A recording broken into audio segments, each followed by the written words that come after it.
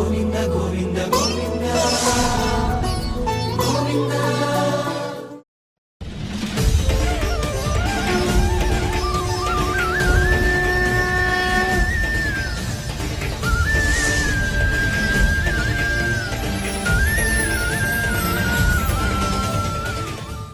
ఓం నమో వెంకటేశాయ. ఏడుకొండలవాడ వెంకటరమణ గోవింద గోవింద. శ్రీ శ్రీనివాస శ్రీ వెంకటేశ గోవింద గోవింద. కలియుగ ప్రత్యక్ష దైవం శ్రీనివాస పరబ్రహ్మ అనుగ్రహ విశేషంతో శ్రీమద్భాగవతంలో ఏకాదశ స్కంధంలోని విశేషాలు యథాశక్తి తెలుసుకుంటున్నాం. నారాయణం నమస్కృత్య నరం చైవ నరోత్తమం దేవీం సరస్వతీం వ్యాసం తతో జయముదీరయేత్. సుఖయోగీంద్రుల వారు పరీక్షిన్ మహారాజునకు భగవల్లీలా విశేషాలు వర్ణించి చెబుతూ ఉన్నారు. ఉద్ధవుడు కృష్ణస్వామిని ప్రశ్నిస్తూ ఏ విధంగా భక్తి మార్గంతో నిన్ను పొందాలి, ఎవరు ఏ ధర్మములను ఆచరించటం ద్వారా నీ అనుగ్రహాన్ని సంపాదిస్తారు, ఆ ధర్మాలన్నీ వివరించి చెప్పయ్యా ఓ పరమాత్మ. పూర్వం ఎప్పుడో హంస రూపంలో నీవు బ్రహ్మాదులకు వర్ణించావు, రాబోయేది కలియుగం, ఆ ధర్మాలన్నీ కూడా కలియుగంలో కనిపించకుండా పోతాయి. అందువల్ల ఒక్కసారి నీ భక్తుడైనటువంటి నాకు అవన్నీ నీవే చెప్పాలి. ఎందుకంటే ధర్మాన్ని రక్షించేవాడవు నీవే, ఉపదేశించేవాడవు నీవే, వాటన్నిటికీ కర్తవు నీవే అని ప్రార్థిస్తే తత్వం న సర్వధర్మజ్ఞ ధర్మ త్వద్భక్తి లక్షణ యథా యస్య విధీయేత తథా వర్ణయ మే ప్రభో. ఎవరెవరు ఏ ఏ విధంగా ధర్మాలను ఆచరిస్తే వారు నీ యందు భక్తి కలిగి నీ సన్నిధిని చేరుకుంటారు, నీ భక్తిని పొందడానికి ఆచరింపవలసినటువంటి ధర్మాలేమిటో వర్ణించి చెప్పవలసింది అని అడిగితే శ్రీసుకౌవాచ ఇత్థం స్వభృత్యముఖ్యేన పృష్టః స భగవాన్ హరిః ప్రీతః క్షేమాయ మర్త్యానాం ధర్మానాః సనాతనాన్. తనకు అత్యంత ఆప్తుడు, సేవకుడు, పరిచారకుడు, భక్తుడు అయినటువంటి ఆ ఉద్ధవునకు శ్రీకృష్ణస్వామి చెప్పటం ప్రారంభించారు ధర్మాలను. ఎందువల్లంటే ఆప్తులైన వాళ్ళు భగవంతునికి ఎవరంటే భక్తులే. అటువంటి భక్తులలో ఉద్ధవుడు స్వామి అంశయే అని పరమాత్ముడే చెప్పాడు.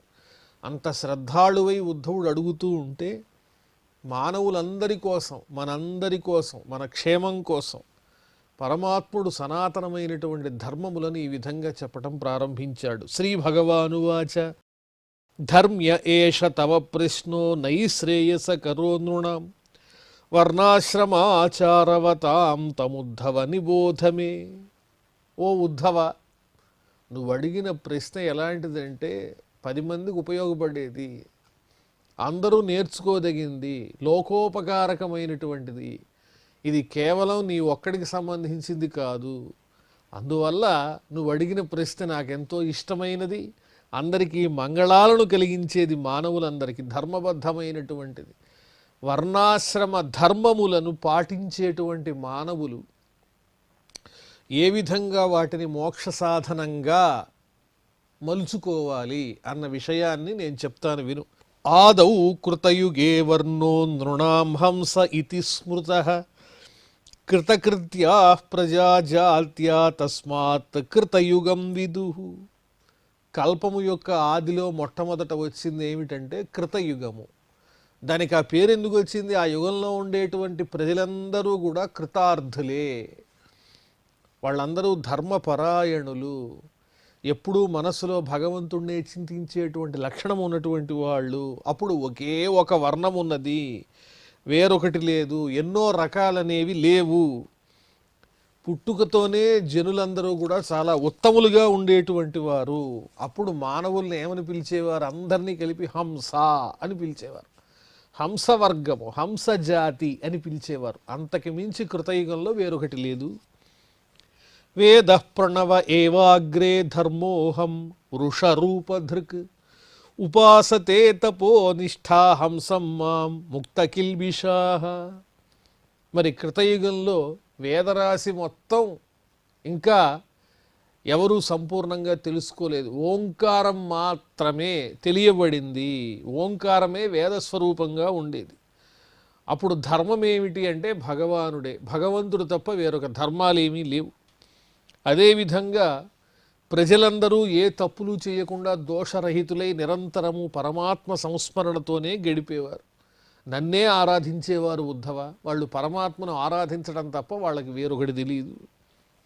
ఆ సమయంలో నేను వృషభ రూపుణ్ణై, ధర్మస్వరూపమైన వృషభ రూపుణ్ణై ఉండేవాడిని. వృషభం అంటే ఎద్దు అన్నారు. ఎద్దుకి 4 కాళ్ళు ఉంటాయి. ఏమిటా 4 కాళ్ళు అంటే తపస్సు, శౌచము, దయా, సత్యము అనే పేరు కలిగినటువంటి 4 కాళ్ళు కలిగిన వృషభ రూపంగా నేను కృతయుగంలో ఉన్నాను. అప్పట్లో ఇన్ని వర్ణాలు కానీ వేద విభాగాలు కానీ ఏమీ లేవు. కేవలం ఓంకారం ఉండేది. ఓంకారమే వేద స్వరూపంగా ఉండేది. త్రేతాముఖే మహాభాగ ప్రాణాన్మే హృదయాత్ త్రయీ విద్యా ప్రాదురభూతస్య అహమాసం త్రివృన్ముఖః. ఆ తరువాత త్రేతాయుగం, కృతయుగం తర్వాత త్రేతాయుగం. ఆ త్రేతాయుగంలో నా శ్వాస ద్వారా హృదయం నుంచి వేదత్రయీ ఉద్భవించింది. ఋగ్యజు సామరూపములుగా వేదం అనేటువంటిది ఉద్భవించింది. అప్పటి నుంచే త్రేతాయుగం నుంచే యజ్ఞాలనేవి ప్రారంభమైనాయి.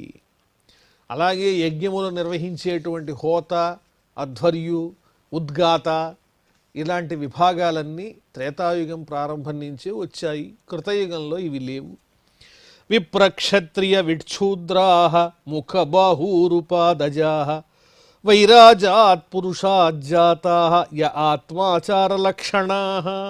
అప్పుడే విరాట్ పురుషుడి నుంచి 4 వర్ణాలు ఉద్భవించినాయి. ఆయన యొక్క శరీర భాగముల నుంచి, ఆయన ముఖాదుల నుంచి వారి వారి యొక్క స్వరూప స్వభావాలను అనుసరించి వర్ణములుగా విభాగం చేయబడ్డారు. వారి యొక్క సామర్థ్యాన్ని బట్టి, వాళ్ళ సహజ స్వభావాన్ని బట్టి, గుణాన్ని బట్టి వర్ణములనేవి ఏర్పడ్డాయి. ఆ పరమాత్మ నుంచి, విరాట్ రూపం నుంచి ఉద్భవించాయి అని చెబుతూ గృహాశ్రమో జఘనతో బ్రహ్మచర్యం హృదో మమ వక్షస్థానాత్ వనేవాసః న్యాసశీర్షణి సంస్థితః. ఇక 4 రకములైనటువంటి ఆశ్రమాలు, బ్రహ్మచర్య, గార్హస్థ్య, వానప్రస్థ, సన్యాసాశ్రమాలు నా స్వరూపం నుంచే ఉద్భవించినాయి. ఎలా అంటే నా జఘన భాగం నుంచి, నడుము నుంచి వచ్చిందే గృహస్థాశ్రమము. అన్ని ఆశ్రమాలకి ఆధారమైంది నడువులాగా. హృదయం నుంచి వచ్చింది బ్రహ్మచర్యాశ్రమం. హృదయ భాగం నుంచి వచ్చినటువంటిదేమో వానప్రస్థం. అన్నిటికీ ఉత్తమమైనటువంటి శిరస్థానంలో ఉన్నటువంటిది సన్యాసాశ్రమం. ఈ రకంగా విరాట్ స్వరూపం అయినటువంటి నా యొక్క దేహం నుంచి 4 భాగాల నుంచి 4 ఆశ్రమాలు ఉత్పన్నమైనాయి. వర్ణానామాశ్రమాణాంచ జన్మభూమ్యనుసారిణీః ఆసన్ ప్రకృతయో నృణాం నీచైః నీచోత్తమోత్తమాః. అదేవిధంగా ఈ ఆశ్రమాలు 4 విధములైనటువంటి ఆశ్రమాలు, 4 విధములైనటువంటి వర్ణాలు. ఆశ్రమాలు బ్రహ్మచర్య, గార్హస్థ్య, వానప్రస్థ, సన్యాసములు. బ్రాహ్మణ, క్షత్రియ, వైశ్య, శూద్ర అనబడేటువంటి 4 వర్ణములు. ఇవన్నీ ఆ విరాట్ పురుషుని యొక్క దేహం నుంచి వారి వారి గుణములకు అనుగుణంగా ఉద్భవించినాయి. దేహంలో, ఆ స్వామి యొక్క దేహంలో కింద నుంచి పై వరకు ఆ వర్ణములన్నీ కూడా ఆయా భాగముల నుంచి ఉత్పన్నమైనవి. శమోదమస్తపశౌచం సంతోష క్షాంతిరార్జవం మద్భక్తిశ్చదయా సత్యం బ్రహ్మ ప్రకృతయస్త్విమాః. ఇంకా వర్ణములు 4 ఉన్నాయి కదా, బ్రాహ్మణ, క్షత్రియ, వైశ్య, శూద్ర అనే పేరు కలిగిన 4 వర్ణములు నా నుంచే కదా వచ్చాయి. అందులో ఏ విధమైనటువంటి తారతమ్యమూ లేదు. కాకపోతే ఎవరి యొక్క స్వభావం ఎలా ఉంటుంది, ఎవరు ఏ ధర్మాన్ని ఆచరించాలో ఆ విషయాలన్నీ వర్ణిస్తాను విను. బ్రాహ్మణ గుణములు ఏమిటి, ఏ గుణాలు కలిగి ఉంటే బ్రాహ్మణుడు అంటారు, బ్రాహ్మణ వర్ణం వారికి ఉండవలసినటువంటి గుణాలు ఏమిటో చెబుతాను విను. ఆ గుణములున్న వాళ్ళు బ్రాహ్మణులని పిలువబడతారు. శమః మనోనిగ్రహం ఉండాలి. అలాగే దమః అంటే ఇంద్రియముల పట్ల పట్టు ఉండాలి, ఇంద్రియాలని వశంలో పెట్టుకోవాలి. అలాగే తపశ్శక్తి ఉండాలి, అంటే భగవంతుణ్ణి పొందడానికి పట్టుబడితే అది అయ్యేంత వరకు విడిచిపెట్టనటువంటి సహనం ఉండాలి ధర్మ సాధనలో. అదేవిధంగా శౌచం, శుచి ఉండాలి, మానసిక బాహ్య శుచి ఉండాలి. ఇలాంటి గుణాలు ఉండాలి. వీటితో పాటు నా యందు భక్తి, దయాగుణము, సత్యం చెప్పేటువంటి లక్షణము, ఇలాంటివన్నీ బ్రహ్మ ప్రకృతయ స్త్విమాహ. ఎవరి గుణములు అంటే బ్రాహ్మణ వర్ణమునకు ఉండదగినటువంటి గుణములు. ఈ గుణములు ఉన్నటువంటి వారు బ్రాహ్మణులని పిలువబడతారు. అలాగే ఇంకా తేజోబలం, ధృతిశౌర్యం, తితిక్షౌదార్యముద్యమ, స్థైర్యం, బ్రహ్మణ్యత, ఈశ్వర్యం, క్షత్ర ప్రకృతయస్త్విమాహ.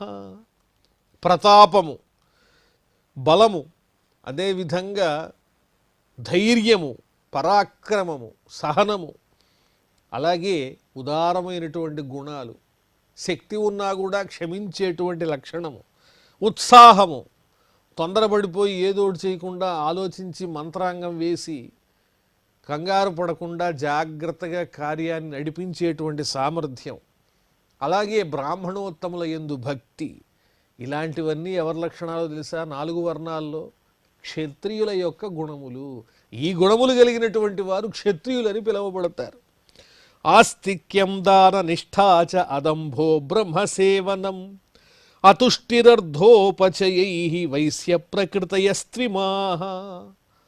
బ్రాహ్మణ, క్షత్రియ అయిపోయింది. ఇప్పుడు వైశ్యుల గురించి చెబుతూ దైవం మీద అపారమైనటువంటి నమ్మకము, విశ్వాసము కలిగినటువంటి వారు, అలాగే దాన ధర్మములు చేయుట యందు ఆసక్తి కలిగినటువంటి వారు, మోసం చేసేటువంటి కపట బుద్ధి లేనటువంటి వారు, అలాగే బ్రాహ్మణులైనటువంటి వారు ఎవరైతే ఉన్నారో వారి పట్ల చక్కని గౌరవంతో వారిని సేవించేటువంటి లక్షణంతో ఉండేవారు.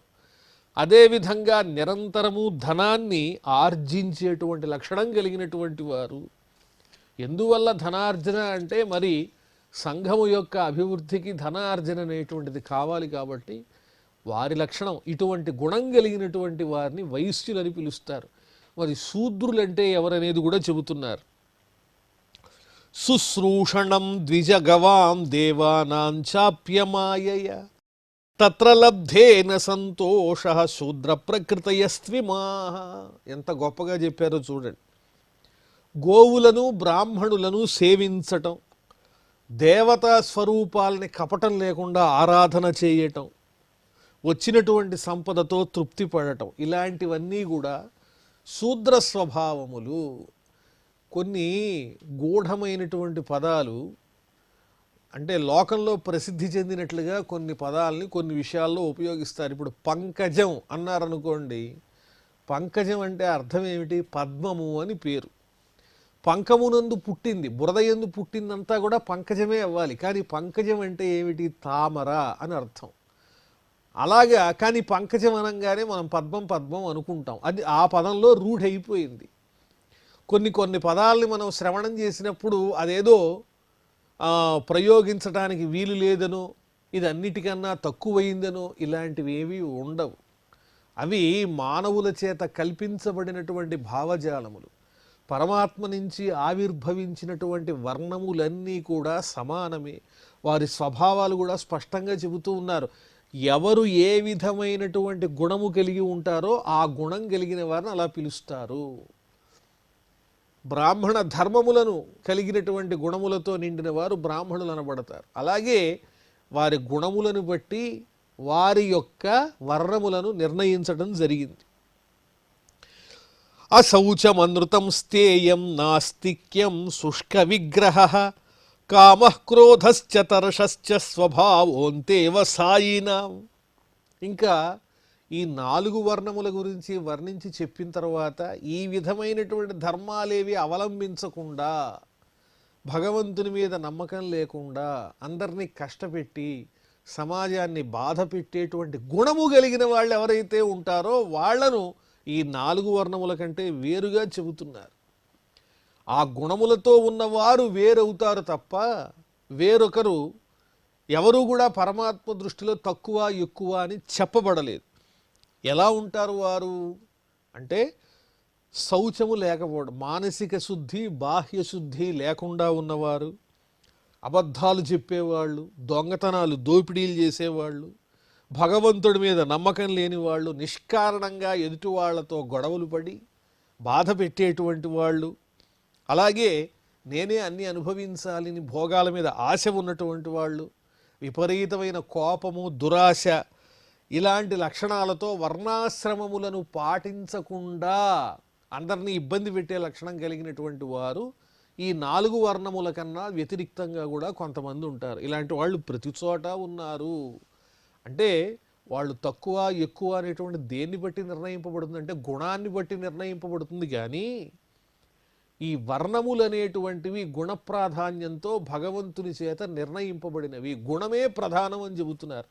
వారి వారి గుణములను బట్టి, ఆసక్తిని బట్టి, స్వభావాన్ని బట్టి వారు ఏ వర్ణానికి చెందినవారో తెలుసుకోవాలి.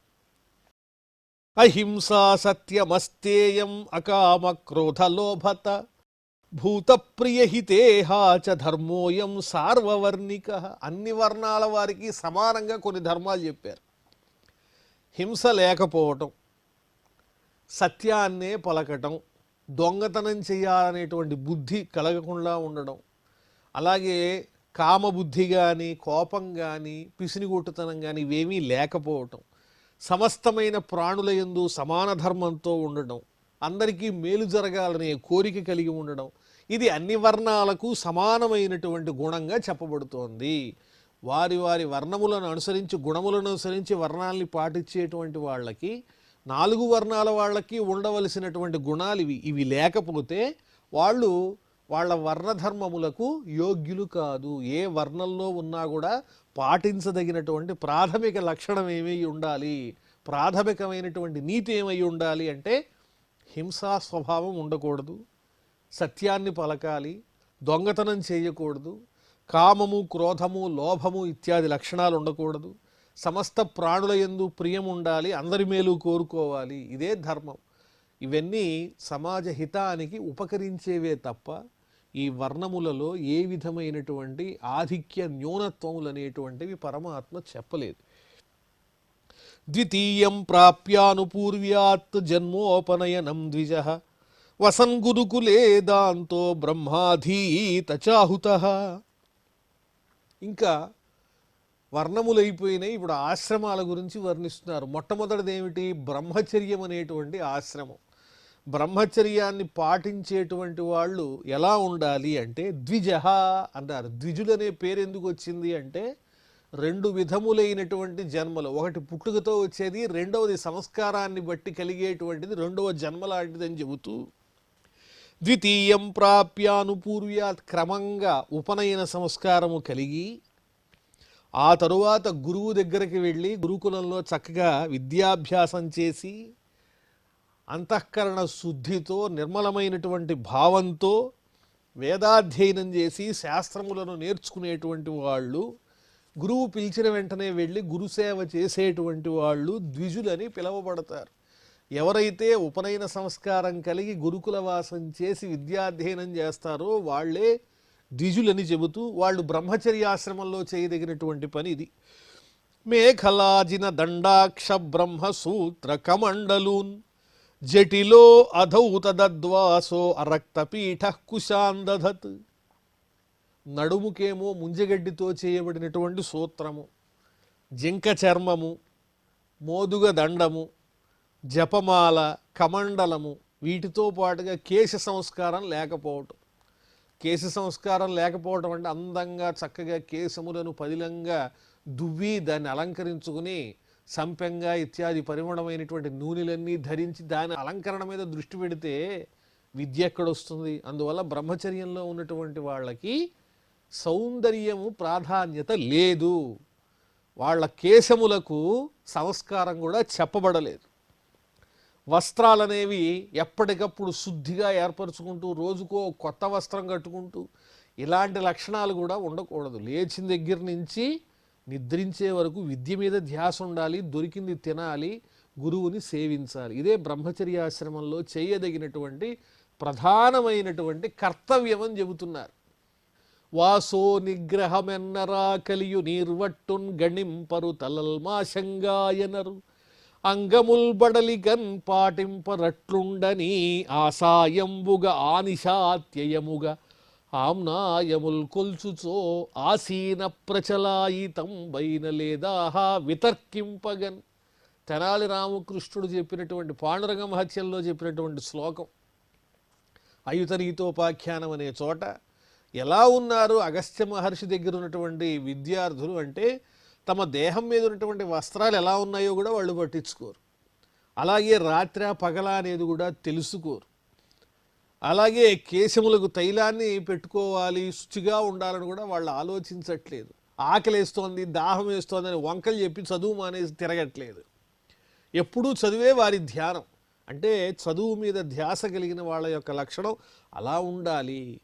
చదువుకునేటువంటి విద్యార్థులకు అలంకారాలు, అలాగే చక్కని వస్త్రాలు, కేశాలంకరణ, సుగంధ ద్రవ్యాలు ఇలాంటివన్నీ అలవాటు చేస్తే వాళ్ళ దృష్టి సౌందర్యం మీదకి తిరిగిపోయి చదువు మీద ఉన్నటువంటి ఆ శ్రద్ధ అనేది తగ్గుతుంది. చూచే వాళ్ళకు కూడా అందంగా కనిపించాలనేటువంటి భావన విద్యాభ్యాసం చేసేటప్పుడు ఆ విద్యార్థి హృదయంలో కలగకూడదు. అది ఎప్పుడు అంటే యవ్వని విషయైషిణాం, వివాహం చేసుకున్న తరువాత అప్పుడు భార్య దగ్గర మాత్రమే మనం అందంగా కనిపించాలి, కాస్త మంచి వస్త్రాలు వేసుకుని బయటికి వెళ్ళాలి, భోగాల పట్ల కొంత ధర్మబద్ధమైన ఆలోచనలు కలగాలని అప్పుడు కలగాలి. అంతేగాని చదువుకునే రోజుల్లోనే వీటి పట్ల ఆసక్తి కలిగినట్లయితే అసలైనటువంటి విద్య మరుగున పడిపోతుంది. కాబట్టి బ్రహ్మచర్యం యొక్క లక్షణాలు చెబుతున్నారు. అలాగే రంగురంగుల ఆసనాలు వేసుకుని కూర్చోకూడదు. అందమైన ఆసనం ఎక్కడుందో వెతుక్కుని తెచ్చి వేసుకోకూడదు, దర్భాసనం వేసుకోవాలి. అలాగే చేతిలో దర్భల్ని ధరించాలి. ఇది బ్రహ్మచర్యంలో ఉండవలసిన లక్షణాలు. స్నాన భోజన హోమేషు జపోచ్చారే చ వాగ్యతః నచింద్యా నఖరోమాణి కక్షోపస్థగతాన్యేపి. చక్కగా ఉండేలాగా ఈ గోళ్ళన్నీ అలంకరించుకుని వాటికి రంగులు వేసుకుని, అదేవిధంగా ఎప్పటికప్పుడు శుభ్రంగా కేశ సంస్కారం చేసుకుంటూ 10 సార్లు అద్దంలో ముఖాన్ని చూసుకుంటూ నేను అందంగా ఉన్నానా లేదా అని చూసుకుంటూ విద్యాభ్యాసం చేయటానికి ఎడితే వాళ్ళకి విద్య మీద దృష్టి ఎక్కడ కుదురుతుంది? నేను అందంగా ఉన్నానా లేదా అని చూసుకోవడమే సరిపోతుంది. కాబట్టి దేహంలో పెరిగేటువంటి కేశములను ఎప్పటికప్పుడు శుభ్రపరుచుకోవటం, అలాగే గోడను అందంగా కత్తిరించుకోవటం, ఇలాంటి భావాలు కూడా విడిచిపెట్టి ఉన్న సమయాన్ని విద్యకి గురుసేవకి వినియోగించాలి. అంటే దీంట్లో ఉన్న భావం ఏంటంటే శుభ్రంగా ఉండకూడదనే భావన కాదు, అందంగా ఉండాలనేటువంటి తపన ఏమాత్రము హృదయంలో కలగకూడదని చెప్పడమే ఇందులో ఉన్నటువంటి సారాంశం. రేతో నావకి రే జాతు బ్రహ్మవ్రత ధరస్వయం అవకీర్ణే అవగాహ్యాప్సు యథాసు త్రిపదీం జపేత్. తనలో ఉన్నటువంటి తేజస్సు పడిపోకుండా రక్షించుకోవాలి. ఒకవేళ స్వప్నంలో గనక తేజస్ఖలనం అయినట్లయితే అప్పుడు స్నానం చేసి చక్కగా ప్రాణాయామం చేసి గాయత్రి మంత్రాన్ని జపించాలి. బ్రహ్మచర్యాశ్రమాన్ని కాపాడుకోవాలి. ఇది బ్రహ్మచారి యొక్క ధర్మాలు. అగ్నియర్కాచార్య గోవిప్ర గురు వృద్ధ సురానుశుచి సమాహిత ఉపాసీత సంధ్యేచ యతవాక్ జపన్. ఉభయ సంధ్యలలో ప్రాతఃసంధ్య సాయం సంధ్య ఈ సమయంలో సూర్యారాధన, సూర్యుని ఉపాసన చేసి చక్కగా గాయత్రి మంత్రాన్ని జపించి సంధ్యావందనం చేయాలి. ఉభయ సంధ్యలలో అగ్ని కార్యం చేయాలి. అగ్ని, సూర్యుడు, గురువులు, వృద్ధులు, దేవతలు అందరినీ సేవించాలి. వీళ్ళందరూ కూడా తను ఆరాధించేటువంటి దైవంగా భావన చేయాలి. గురువుని, అగ్నిని, సూర్యుణ్ణి, దేవతలను, తల్లిదండ్రులను అందరినీ దైవంగా భావన చెయ్యాలి. ఆచార్యం మాం విజానీయాత్ నావమన్యేత కర్హిచిత్ నమర్త్య బుద్ధ్యా సూయేత సర్వదేవ మయో గురు. ఆచార్యుడు, విద్య నేర్పించేటువంటి ఆచార్యుడు అంటే ఎవరంటే సాక్షాత్తు దైవమే అనే భావంలో ఉండాలి. మళ్ళాగానే గురువుగారికి కూడా 2 చేతులు 2 కాళ్ళు ఉన్నాయి, 2 కళ్ళు ఉన్నాయి, ఆయనకి మనకి తేడా ఏముంది అనే భావనతో గురువుని సామాన్యుని వలె మానవుని వలె భావించి అవమానించరాదు. ఆయన్ని మానవుడనే దృష్టితో చూడకూడదు. గురువు అంటే సాక్షాత్తు భగవంతుడనేటువంటి భావనతో గౌరవించి పూజించాలి తప్ప మళ్ళాగానే ఉన్నాడుగా గురువు కూడా, ఆయన ఎక్కువేంటి మన తక్కువేంటి అనే భావంతో గురువుని అవమానించకూడదు. ఎందువల్లంటే సమస్త దేవతా స్వరూపం గురువే అనే భావనతో సేవించినటువంటి వాడే బ్రహ్మచర్యాశ్రమంలో విద్యని అభ్యసించగలుగుతాడు అని కృష్ణ పరమాత్మ ఉద్ధవునకు తెలియజేస్తూ ఉన్నారు. అంతటి కృష్ణ పరమాత్ముడే అధ్యయనం చేయటం కోసం ఆశ్రమానికి వెళ్ళి విద్యాధ్యయనం చేసి వచ్చాడు. అందువల్ల అవతార పురుషుడైనటువంటి కృష్ణుడే గురువుని, సాందీపని మహర్షిని అంత గొప్పగా గౌరవించి దేవునిగా ఆరాధించి మనకు ఆదర్శమయ్యాడు. కాబట్టి గురువులను తోలనాడకూడదనే భావాన్ని బ్రహ్మచర్యాశ్రమంలో ఉన్న ధర్మాలను వర్ణిస్తున్నారు. మరిన్ని విశేషాలు మనం మళ్ళీ తెలుసుకుందాం. ప్రస్తుతం క్షమాప్రార్థనాదులతో ఈ కార్యక్రమాన్ని పరిసమాప్తం చేసుకుందాం. అధ క్షమాప్రార్థన యదక్షరపదభ్రష్టం మాత్రాహీనంచ యద్భవేత్ తత్సర్వం క్షమ్యతాం దేవ నారాయణ నమోస్తుతే.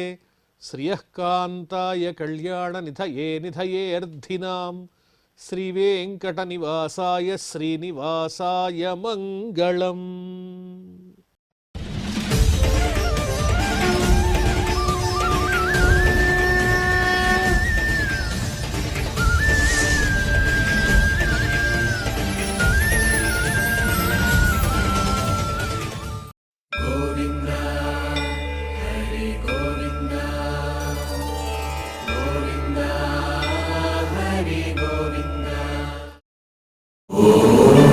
నమో నారాయణాయ.